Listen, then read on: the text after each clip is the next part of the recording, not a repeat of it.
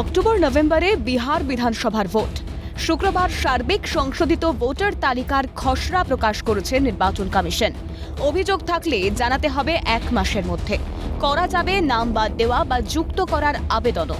বিহারের ভোটার তালিকার এই সার্বিক সংশোধন নিয়ে উত্তাল গোটা দেশ। কারো অভিযোগ, কমিশনের এবারের লক্ষ্য নাকি বিজেপির হয়ে ভোট চুরি করা।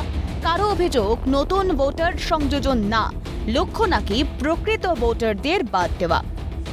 अब हमारे पास ओपन एंड शट प्रूफ है कि इलेक्शन कमीशन वोट चोरी में इन्वॉल्व है। किसके लिए करा रहा है, किसके लिए करा रहा है? बीजेपी के लिए करा रहा है। ভোটারকে চোখ রাঙিয়ে বাপ ঠাকুরদার কাগজ আনো না আনলে বাতিল এই বলে আসামের মতন ডাউটফুল ভোটার করা অথবা বিহারের মতন পরিযায়ী শ্রমিক তাকে নিখোঁজ বলে দাগিয়ে দেওয়া, এইটা নির্বাচন কমিশন করতে চাইলে তাকে চূড়ান্তভাবে বাধা দেওয়া হবে। বিহারের মুখ্য নির্বাচনী আধিকারিক বিনোদ সিং গুঞ্জিয়াল জানিয়েছেন, বিহারের সংশোধিত ভোটার তালিকায় নেই বিগত তালিকার 65 লক্ষ নাম। সবচেয়ে বেশি নাম বাদ গিয়েছে রাজধানী পাটনায়, সংখ্যাটা 3,95,000। পূর্ব চম্পারণ, মধুবনী ও গোপালগঞ্জে বাদ গিয়েছে 3 লক্ষ করে নাম। 2 লক্ষ করে নাম বাদ গিয়েছে 10 জেলায়। বাকি 13 জেলার প্রতিটিতে বাদ গিয়েছে 1 লক্ষেরও বেশি নাম। সার্বিক সংশোধন শুরুর আগে বিহারের তালিকায় ছিল 7,89,00,000 নাম, কিন্তু এবার ভোটার ফর্ম পূরণ করেছিলেন 7,24,00,000 কিছু বেশি ভোটার। তাদের সবার নামই আছে সংশোধিত তালিকায়। যে 65 লক্ষের নাম বাদ, তারা হয় মৃত, নতুবা চলে গিয়েছেন বিহার ছেড়ে, নতুবা তাদের নাম আছে একাধিক জায়গায়। তবে কেন এত বিতর্ক, কেন এত অভিযোগ? মহারাষ্ট্র কিংবা দিল্লি বিধানসভার ভোটে হারের পর বিরোধীরা নিশানা করতে শুরু করে নির্বাচন কমিশনকে। অভিযোগ, বিজেপিকে জেতাতে কোথাও নাকি মাত্রাতিরিক্ত হারে বাড়ানো হয়েছে ভোটার সংখ্যা, কোথাও বাদ দেওয়া হয়েছে প্রকৃত ভোটারদের।